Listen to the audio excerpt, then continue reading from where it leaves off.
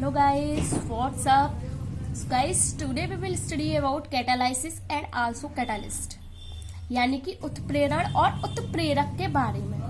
उत्प्रेरक का नाम यानी कि कैटालिस्ट का नाम तो आपने बहुत सुना होगा। बहुत सारी केमिकल रिएक्शंस में इसका यूज होता है। ये बहुत ही ज्यादा यूजफुल होता है प्रोडक्शन की इम्पोर्टेंस से, और बाकी सारी इम्पोर्टेंस से बहुत ज्यादा यूजफुल है। तो गाइस चलिए सबसे पहले बात करते हैं कि आखिर उत्प्रेरण यानी कि कैटालाइसिस होता क्या है और उत्प्रेरक किसे कहते हैं। तो मैं आपको एक एग्जांपल बताती हूँ जिसे हम डेली लाइफ में यूज करते हैं और फिर देखते भी हैं। तो गाइस आप सबने कभी रेस लगाई है? अगर रेस नहीं लगाई तो रेसर्स को रेस लगाते हुए तो जरूर देखा होगा, है ना। आपने कभी कभी देखा होगा कि उन्हें क्या किया जाता है, बीच बीच में हॉर्लिक्स दिया जाता है, एनर्जी टॉनिक दिए जाते हैं। क्यों दिए जाते हैं? क्या हो जाता है उससे उन लोगों की एनर्जी बढ़ जाती है। यानी कि वो हॉर्लिक्स किसका काम करते हैं? उनकी एनर्जी बढ़ाने का। जिससे क्या हो जाता है, वो जल्दी जल्दी भागना शुरू कर देते हैं, उनकी एनर्जी बढ़ जाती है। सिमिलरली क्या होता है कि बहुत से टॉनिक इस प्रकार के होते हैं, क्या करते हैं वो कि एनर्जी को डिक्रीज कर देते हैं, है ना। जिससे क्या होती है, एनर्जी डिक्रीज हो जाती है और थकान महसूस होने लगती है। यानी कि जो टॉनिक होते हैं वो एनर्जी को बढ़ा भी सकते हैं और घटा भी सकते हैं। एनर्जी बढ़ने और घटने से क्या होगा, जो रेसर है वो जल्दी भागेगा बढ़ने से, और घटने से क्या होगा कि वो धीमे भागेगा, है ना। इसी तरह हमारे जो उत्प्रेरक होती हैं वो कार्य करते हैं। अब केमिकल रिएक्शन है। केमिकल रिएक्शन में मैंने आपको पहले ही बताया था कि जब प्रोडक्शन होता है इंडस्ट्रियल इंपॉर्टेंस, हम क्या करते हैं, ज्यादा से ज्यादा प्रोडक्शन करने की कोशिश करते हैं। और मैंने आपको बताया था कि बहुत सी केमिकल रिएक्शन कैसी होती है, काफी टाइम में होती है ना। लेकिन अगर हम वहां पर क्या कर दें, वहां पर कैटालिस्ट की प्रेजेंस कर दें, यानी कि कैटालिस्ट को रख दें, तो वो रिएक्शन कुछ ही घंटों में पूरी हो जाती है। जिससे क्या है, प्रोडक्शन तेजी से हो जाता है। यानी कि कहने का मतलब क्या है, उत्प्रेरक क्या करते हैं? उत्प्रेरक केमिकल रिएक्शन में पार्टिसिपेट नहीं करते। जैसे कि मैंने आपको बताया था, हॉर्लिक्स और ग्लूकोज खुद तो दौड़ते नहीं है, बस वो क्या करते हैं, उनकी एनर्जी को बढ़ा देते हैं। ऐसे ही उत्प्रेरक क्या करते हैं कि वो केमिकल रिएक्शन में पार्टिसिपेट नहीं करते, बस क्या करते हैं, केमिकल रिएक्शन को फास्ट या स्लो कर देते हैं। तो चलिए बात करते हैं कैटालाइसिस की डेफिनेशन की। ठीक है, तो देखिए इससे कहते हैं वह बाहरी पदार्थ जो रिएक्शन में पार्टिसिपेट किए बिना ही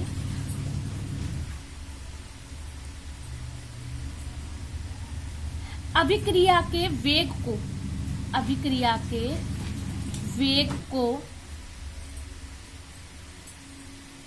तीव्र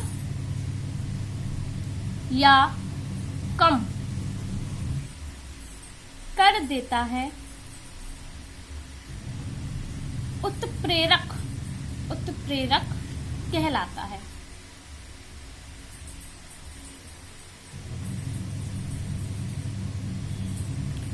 अब हमने क्या जान लिया, उत्प्रेरक यानी कि कैटालिस्ट के बारे में जान लिया कि कैटालिस्ट वह पदार्थ होते हैं जो क्या करते हैं, केमिकल रिएक्शन में पार्टिसिपेट नहीं करते। कहने का मतलब यह है कि जितना हम कैटालिस्ट यूज करेंगे, अभिक्रिया के अंत में उतना ही कैटालिस्ट हमें प्राप्त होगा। उसकी केमिकल प्रॉपर्टीज चेंज नहीं होगी, बस इतना हो सकता है कि उसकी शेप और साइज चेंज हो जाए, है ना। यानी कि उत्प्रेरक जो होते हैं, कैटालिस्ट रिएक्शन में पार्टिसिपेट नहीं करते। ठीक है, अब हम जानते हैं कि कैटालाइसिस यानी कि उत्प्रेरण किसे कहते हैं। तो उत्प्रेरक की सहायता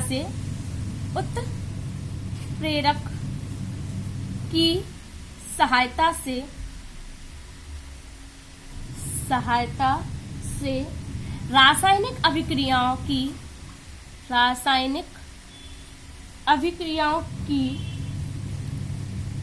दर में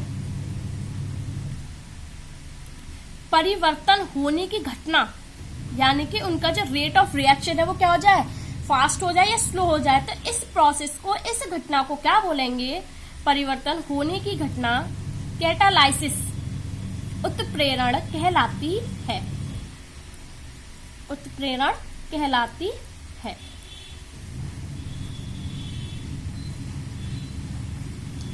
फॉर एग्जाम्पल हमने क्या किया, लैब में लिया हमने हाइड्रोजन एंड ऑक्सीजन, और क्या बनेगा, इससे पानी बनेगा। H2O। तो फ्रेंड्स ये जो रिएक्शन होती है बहुत ही टाइम में कंप्लीट होती है, यानी कि हमें 1 मोल वाटर जो है काफी टाइम में प्राप्त होता है। अगर हम यहाँ पे क्या रखते हैं, यहाँ पर हम प्लेटिनम रखते हैं, यानी कि प्लेटिनम की प्रेजेंस हो, तो ये क्या करेगी, इस जो अभिक्रिया का रेट है यानी कि रेट ऑफ रिएक्शन को क्या कर देगी, हाई कर देगी, जिससे कुछ ही समय में क्या हो जाएगी, अभिक्रिया कंप्लीट हो जाएगी। यानी कि प्लेटिनम जो है वो हाइड्रोजन और ऑक्सीजन के लिए किसका कार्य कर रहा है, टॉनिक का कार्य कर रहा है, इनको एनर्जी देगा और क्या होगा, तो जल्दी जल्दी यानी कि रिएक्टेंट्स के मॉलिक्यूल जल्दी जल्दी भागने लगेंगे, जिससे क्या होगा, प्रोडक्ट हमें जल्दी ही प्राप्त हो जाएगा। ठीक है, अब हम बात करते हैं कि हम कैटालाइसिस यानी कि कैटालिस्ट का यूज कहाँ करते हैं, किस प्रकार की रिएक्शन में। तो फ्रेंड्स जहां मैंने आपको रेट ऑफ रिएक्शन पढ़ाया था, है ना, वहीं मैंने आपको बताया था कि हमारी जो केमिकल रिएक्शन है वो 3 टाइप्स की होती है। कौन सी, slow reaction, very slow reaction और फास्ट रिएक्शन, है ना। तो वेरी फास्ट रिएक्शन जो होती है उनमें भी हम कैटालिस्ट का यूज नहीं करते, क्योंकि वो क्या होती है, वो रिएक्शन कुछ ही देर में कंप्लीट हो जाएंगी, तो वहां पे हम कैटालिस्ट का यूज करके करेंगे क्या। ठीक है, अब बहुत स्लो, वेरी स्लो रिएक्शन जो बहुत ही सालों में हो रही है, भाई इसकी स्टडी तो हम करते करते थक जाएंगे, तो हम उसका भी यूज नहीं करेंगे। हम क्या करते हैं, जो नॉर्मल रिएक्शन होती है, नॉर्मल टाइम में रिएक्शन होती है, उन रिएक्शन में हम क्या करते हैं, कैटालिस्ट का यूज करते हैं। तो आई होप आपको कैटालिस्ट के बारे में कुछ आइडिया तो हो गया होगा। तो चलिए अब बात करते हैं इसके क्लासिफिकेशन की। क्लासिफिकेशन, इसका क्लासिफिकेशन 2 टाइप्स किया जा सकता है। तो फर्स्ट टाइप है इसका, फर्स्ट टाइप है on the basis of physical state, on the basis of physical state, physical state. ठीक है, तो चलिए इसका क्लासिफिकेशन करते हैं। On the basis of physical state, तो फिजिकल स्टेट के बेस पर हम क्या करते हैं, रिएक्शन को 2 पार्ट्स में डिवाइड करते हैं। कौन कौन सा, होमोजीनियस, होमो तो आप जानते होंगे, homogeneous, and second is heterogeneous, heterogeneous. भाई होमो का मतलब क्या होता है, एक जैसा, और हेट्रो का मतलब होता है अलग अलग। यानी कि होमोजीनियस में क्या होगा, रिएक्टेंट एंड कैटालिस्ट की जो फिजिकल स्टेट होगी वो एक जैसी होगी, वेयरएस हेट्रोजीनियस में क्या होगा कि जो रिएक्टेंट और कैटालिस्ट की स्टेट होगी वो क्या होगी, अलग अलग होगी। तो चलिए हम क्या करते हैं, होमोजीनियस के एग्जाम्पल देखते हैं। किसका एग्जाम्पल है, जो होमोजीनियस का। ठीक है, अब मैंने क्या बताया था कि होमोजीनियस में, होमोजीनियस कैटालाइसिस में क्या होता है कि वे इस टाइप की उत्प्रेरण अभिक्रियाएं होती हैं जिनमें क्या होता है, रिएक्टेंट, यहाँ पर मैं लिख देती हूँ, reactant and catalyst, catalyst have same phase, यानी कि अभिकारक और उत्प्रेरक के पास कैसी होती हैं, समान प्रावस्थाएं होती हैं, फिजिकल स्टेट। ठीक है, तो एग्जांपल देखिए इसका, हाइड्रोलाइसिस ऑफ सुक्रोज, क्या, हाइड्रोलाइसिस ऑफ सुक्रोज, सुक्रोज का जल अपघटन। सुक्रोज क्या है, डाइसैकेराइड्स है। जब सैकेराइड्स चैप्टर पढ़ते हैं तो आपने ये पढ़ा होगा, क्या है, डाइसैकेराइड्स, बाइमोलिक्यूलर में पढ़ाया जाता है सुक्रोज को। तो सुक्रोज का क्या करना है, जल अपघटन करना। हमें पता है कि डाइसैकेराइड जल अपघटित होकर क्या देते हैं, मोनोसैकेराइड्स देते हैं। तो देखिए सुक्रोज का फॉर्मूला क्या होता है, C12H22O11। ठीक है, आप हाइड्रोलाइसिस कर रहे हैं, सबसे पहले क्या लगता है, इसकी फिजिकल फेज, ये कैसी फेज में, एक्वस। ठीक है, प्लस हाइड्रोलाइसिस करना था H2O, ये भी कैसी है, एक्वस या लिक्विड फॉर्म में। ठीक है, यहाँ पे उत्प्रेरक क्या है, यहाँ पे हम उत्प्रेरक यूज करते हैं डाइल्यूट H2SO4, ये कैसी फेज में है, एक्वस फेज में है। जब इसका हाइड्रोलाइसिस होगा तो क्या बनेगा, glucose and fructose, C6H12O6 and also C6H12O6, ये क्या है हमारा, ग्लूकोज, और ये क्या है हमारा, फ्रक्टोज।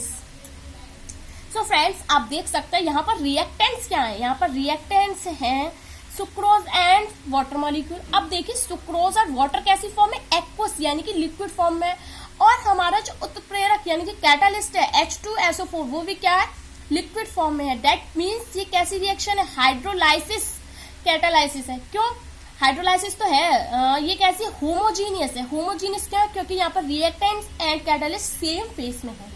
ठीक है, तो चलिए एक और एग्जांपल की बात करते हैं। अब है example hydrolysis of ester. Ester तो आप जानते होंगे जिसमें क्या COO ग्रुप होता है। तो यहाँ पे मैंने एस्टर लिया है क्या, CH3COO C2H5 ethyl acetate plus क्या कर रही हूँ मैं, हाइड्रोलाइसिस HOS। ये क्या है, दोनों एक्वस फॉर्म में है। ठीक है, अब मैंने क्या किया, यहाँ पर मैं लिख रही हूँ कैटालिस्ट। ये अधिकतर रिएक्शन अम्ल के प्रेजेंस में यानी कि H आयन के प्रेजेंस में होती है। ये कैसे होते हैं, लिक्विड फॉर्म में।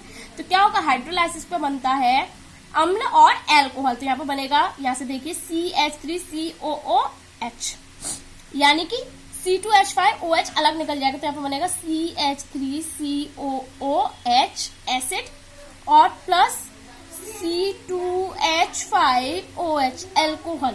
ठीक है, तो यहाँ पे आप देखिए कि यहाँ पे जो रिएक्टेंट्स है क्या, एथाइल एसीटेट और वाटर मॉलिक्यूल, ये कैसी है, ये लिक्विड फॉर्म में है। सिमिलरली जो हमारा कैटालिस्ट है H आयन, वो भी कैसे लिक्विड फॉर्म में है।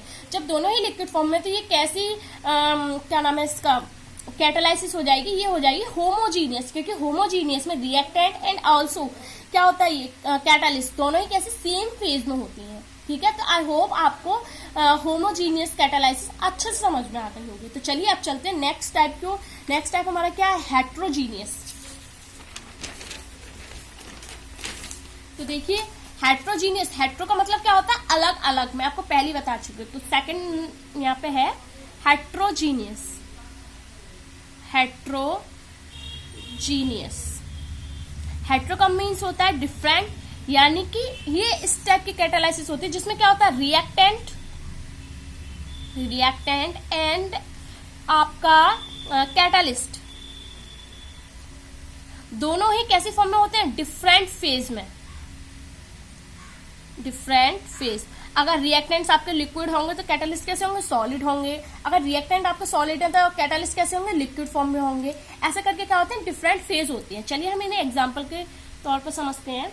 एग्जाम्पल के तौर पर देखिए, आपने क्या है, अमोनिया बनाने की हैबर विधि तो आपने सुनी होगी, है ना, 10th में भी पढ़ाई जाती है। तो देखिए यहाँ पे हम लिखते हैं formation of ammonia bye Haber method. ठीक है, formation of ammonia, Haber method तो हम यूज कर ही रहे हैं, अमोनिया।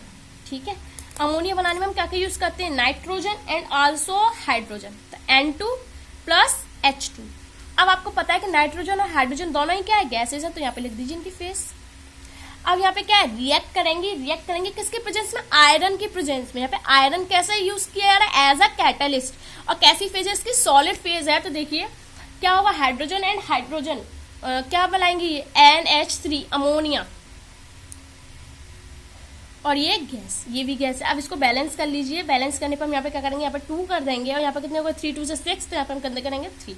अब आप यहाँ पे क्या देख सकते हैं कि रिएक्टेंट यहाँ पे कौन कौन है, नाइट्रोजन एंड आल्सो हाइड्रोजन। इन दोनों की कैसी फेज है, गैसियस स्टेट में है ये। ठीक है, और यहाँ पे कैटालिस्ट क्या है, यहाँ पे Fe है, कैटालिस्ट। इसकी फेज क्या है, इसकी फेज है सॉलिड। तो आप यहाँ पे इजीली देख सकते हैं कि यहाँ पे रिएक्टेंट एंड कैटालिस्ट दोनों की फेज क्या अलग अलग है। इसका मतलब क्या है कि ये हेट्रोजीनियस कैटालाइसिस है। ठीक है, दोनों की फेज अलग अलग है, इसका मतलब क्या है, हेट्रोजीनियस कैटालाइसिस। एक और एग्जांपल से समझिए। अब हम पढ़ेंगे फॉर्मेशन ऑफ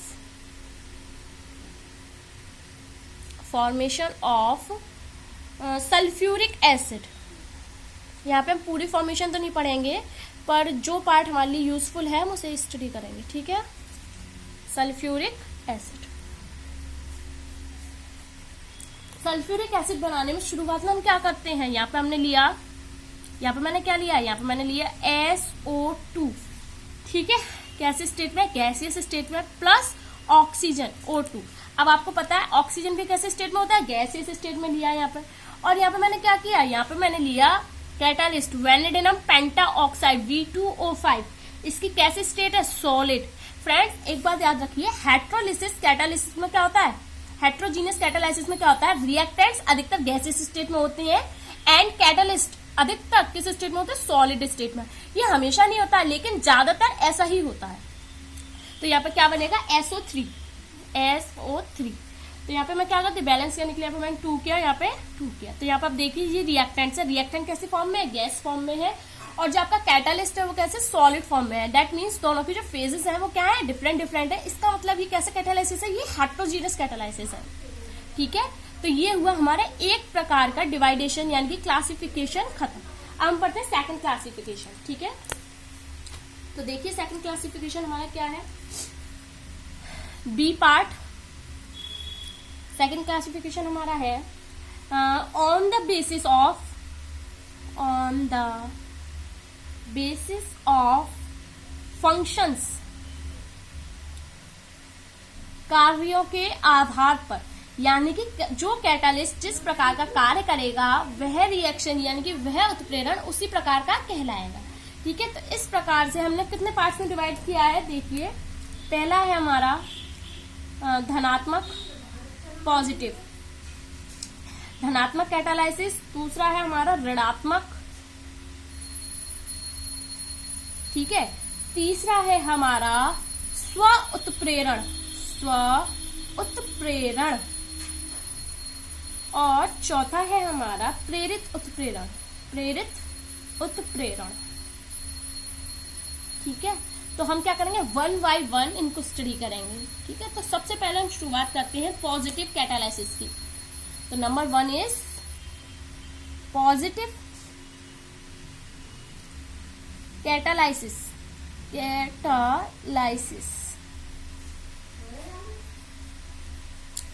अब देखिए इसमें क्या पॉजिटिव है और कैटालाइसिस यानी कि जिसमें हम कैटालिस्ट यूज करते हैं वह रिएक्शंस होती हैं। अब पॉजिटिव कैटालिस्ट कैसे होंगे, पॉजिटिव कैटालिस्ट वो होते हैं जो क्या करते हैं, रेट ऑफ रिएक्शन को इंक्रीज करते हैं, यानी कि वही जो रेसर्स को हम क्या देते हैं, टॉनिक देते हैं, एनर्जी टॉनिक देते हैं, काय के लिए, ताकि उनकी जो स्पीड है, रेस करने की स्पीड है वो क्या हो जाए, इंक्रीज हो जाए। ऐसे ही हम पॉजिटिव कैटालिस्ट यूज करते हैं ताकि जो रेट ऑफ रिएक्शन है वो क्या हो जाए, इंक्रीज हो जाए। तो यहाँ पे हम क्या लिखेंगे कि ऐसे उत्प्रेरक, ऐसे कैटालिस्ट जो क्या करते हैं, रेट ऑफ रिएक्शन को क्या कर देते हैं, इंक्रीज कर देते हैं, बढ़ा देते हैं, वो क्या कहलाते हैं, पॉजिटिव कैटालिस्ट कहलाते हैं। और इस प्रकार की रिएक्शंस क्या कहलाती हैं, पॉजिटिव कैटालिसिस कहलाती हैं। देखिए इसका एग्जांपल मैं आपको पहले भी बता चुकी हूँ, फिर से बता रही हूँ, वही हाइड्रोजन एंड ऑक्सीजन वाला। हाइड्रोजन एंड ऑक्सीजन क्या करते हैं, H2 प्लस O2 जब रिएक्ट करते हैं तो इनकी स्पीड बहुत ज्यादा स्लो होती है वाटर बनाने की। लेकिन अगर हम क्या कर दें, लेकिन हम यहाँ पर प्लेटिनम रख दें, प्लेटिनम, तो इसकी स्पीड क्या हो जाती है, बढ़ जाती है और बहुत ही जल्दी क्या बन जाता है, हमारा वाटर मॉलिक्यूल बन जाता है। ठीक है, और ऐसी बहुत सारी रिएक्शन है जिसमें क्या करते हैं, कैटालिस्ट को as a positive catalyst use करते हैं उनके रेट ऑफ रिएक्शन को बढ़ाने के लिए। तो चलिए अब हम आगे बात करते हैं। आगे हमारा सेकंड नंबर है नेगेटिव कैटालाइसिस। अब ये पॉजिटिव मैंने बता दिया, तो नेगेटिव क्या होगा, इसका जस्ट अपोजिट होगा। पॉजिटिव में क्या हो रहा था, रेट ऑफ रिएक्शन इंक्रीज हो रही थी, तो यहां पर क्या होगा, रेट ऑफ रिएक्शन डिक्रीज होगी, रेट ऑफ रिएक्शन डिक्रीजेस। ठीक है, यानी कि ऐसे कैटालिस्ट जो क्या करते हैं, जो अभिक्रिया के वेग को घटा देते हैं, कैसे कहलाते हैं, नेगेटिव कैटालिस्ट कहलाते हैं। और इस प्रकार की रिएक्शन, इस प्रकार की कैटालाइसिस क्या कहलाती है, नेगेटिव कैटालाइसिस कहलाती है। फॉर एग्जांपल आपने क्लोरोफॉर्म के बारे में सुना होगा, है ना। तो क्लोरोफॉर्म को क्या होता है, क्लोरोफॉर्म की बोतल को हम क्या करते हैं, कलर्ड बोतल यूज करते हैं। और दूसरी बात, उसको पूरा भरकर रखते हैं ढक्कन लगाकर। अगर हम उसको पूरा भरकर नहीं रखेंगे तो क्या होगा, एयर उसमें एंटर कर जाएगी, और एयर एंटर करने पर क्या बन जाएगा, वो विषैली हो जाएगी, है ना, विषैली हो जाएगी, तो हमारे कुछ काम की नहीं है फिर। इसीलिए हम उसमें क्या करते हैं, एथेनॉल मिलाते हैं, यानी कि इथाइल अल्कोहल, जो क्या करता है, ऋणात्मक उत्प्रेरक का कार्य करता है। एक और चीज फ्रेंड्स, नेगेटिव कैटालाइसिस को क्या बोलते हैं, मंदन भी बोलते हैं। क्या, मंदन, क्योंकि क्या हो रहा है, इसमें अभिक्रिया का वेग घट रहा है। और इसको ऋणात्मक उत्प्रेरक को क्या बोलते हैं, संदमक। ठीक है, तो चलिए एग्जांपल देखते हैं। एग्जांपल में क्या है, ये मैंने लिया क्लोरोफॉर्म, CHCl3। क्लोरोफॉर्म किस लिए यूज करते हैं, क्लोरोफॉर्म बेहोश करने के लिए यूज करते हैं। अब मैंने क्या किया, क्लोरोफॉर्म की बोतल को ऐसे ही रख दिया, ठीक है, खोलकर। तो यहाँ पे क्या होगा, ऑक्सीजन इसके अंदर एंटर करेगी, और जैसे ही ऑक्सीजन ने एंटर किया तो यहाँ पे क्या बन गया, COCl2 प्लस HCl। बैलेंस कर लीजिए जैसे, ठीक है, अब ये बन गया यहाँ पर। अब जो क्या है, कार्बोनिल क्लोराइड। कार्बोनिल क्लोराइड क्या होती है, पॉइजनस गैस। ये पॉइजनस गैस है। पॉइजनस गैस का हम क्या करेंगे, ये तो हमारे लिए हानिकारक है ना, तो हम क्या करेंगे, ऐसी तरकीब यूज करेंगे, ऐसा आइडिया लगाएंगे जिससे क्या हो, ये गैस ना बने। अगर बाई चांस कोई लैब में भूल भी जाता है बोतल को बंद करना, तो हम कोई ऐसी चीज उसमें मिला देते हैं जिससे क्या हो, जल्दी से विषैली गैस ना बने, और उसमें थोड़ा टाइम लगे, शायद हो सकता है जब तक हमको याद आ जाए कि हम क्या कर रहे हैं, लैब में बोतल खुली छोड़ आए हैं। तो इसलिए हम क्या करते हैं, यहाँ पर हम यूज करते हैं ethyl alcohol C2H5OH। Suppose that carbonyl chloride को बनने में क्या लग रहा है, 15 मिनट लग रही है। अगर हमने एथाइल अल्कोहल मिला दिया तो इससे 2 घंटे टाइम लगेगा बनने में। तो जब तक क्या हो सकता है, हमें याद आ सकता है कि हमने क्या कर दिया, लैब में बोतल को खुला छोड़ दिया है। तो यहाँ पर एथाइल अल्कोहल ने क्या कार्य किया, अभिक्रिया का रेट को, यानी कि रेट ऑफ रिएक्शन को डिक्रीज करने का कार्य किया। तो इसे हम क्या बोलेंगे, इसे हम बोलेंगे संदमक। ठीक है, तो ये हुआ हमारा नेगेटिव कैटालाइसिस। अब हम बढ़ते हैं आगे। आगे है हमारा ऑटो कैटालाइसिस, स्व उत्प्रेरण। क्या है, third number is auto catalysis. अब ऑटो कैटालाइसिस क्या है, देखो नाम से कुछ कुछ आइडिया लग रहा है। ऑटो का मतलब क्या होता है, स्वयं, और कैटालाइसिस का उत्प्रेरण। ऐसी अभिक्रिया जिसमें क्या हो, स्वयं उत्प्रेरण हो। चलिए तो मैं आपको डीपली बताती हूँ। ये रिएक्शन इस टाइप की होती है कि जब ये रिएक्शन स्टार्ट हो जाती है, तो अभिक्रिया के बीच में जब कोई प्रोडक्ट बनता है, तो वो प्रोडक्ट स्वयं ही किसका कार्य करने लगता है, उत्प्रेरक का कार्य करने लगता है, जिससे क्या होता है, रेट ऑफ रिएक्शन इंक्रीज होने लगता है। जैसे एग्जांपल देखिए, इथाइल एसीटेट के जल अपघटन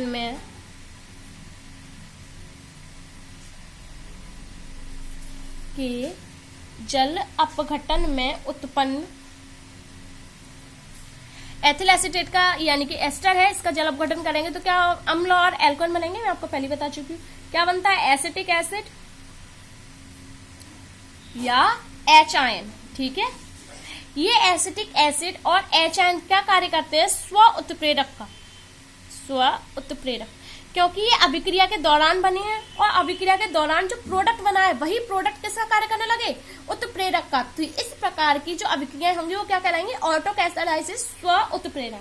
देखिए जैसे यहाँ पे मैंने लिया क्या, यहाँ पे मैंने लिया है CH3COOC2H5 ethyl acetate plus HOH, जल अपघटन कर रहे हैं। तो यहाँ पे क्या मिलेगा हमें, यहाँ पे मिलेगा CH3COOH प्लस C2H5OH। तो जैसे फ्रेंड्स यहाँ पे क्या बनता है, एसिटिक एसिड बना, तो क्या होगा, इस अभिक्रिया का जो वेग होगा वो बहुत जल्दी जल्दी बढ़ने लगता है। इसका मतलब क्या है कि एसिटिक एसिड ने यहाँ पर किसका, कैटालिस्ट का कार्य किया है ना। जब ये यहाँ पर प्रोडक्ट ही कैटालिस्ट का कार्य करने लगे, तो उस टाइम वो रिएक्शन कैसी कहलाती है, ऑटो कैटालिसिस कहलाती है। ठीक है, तो चलिए अब बढ़ते हैं हम सेकंड, यानी कि लास्ट फोर्थ टाइप की ओर। फोर्थ टाइप हमारा क्या है, फोर्थ टाइप मैंने अभी आपको क्या बताया था, प्रेरित उत्प्रेरण, इंड्यूस्ड कैटालाइसिस।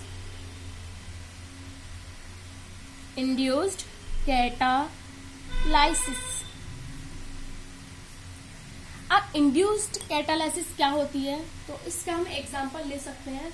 कभी आपने क्रिकेट मैच देखा हो, तो क्रिकेट मैच में क्या होता है, प्लेयर्स तो खेलते हैं, लेकिन बाकी की जो ऑडियंस बैठी होती है वो क्या करती है, उनको मोटिवेट करती है।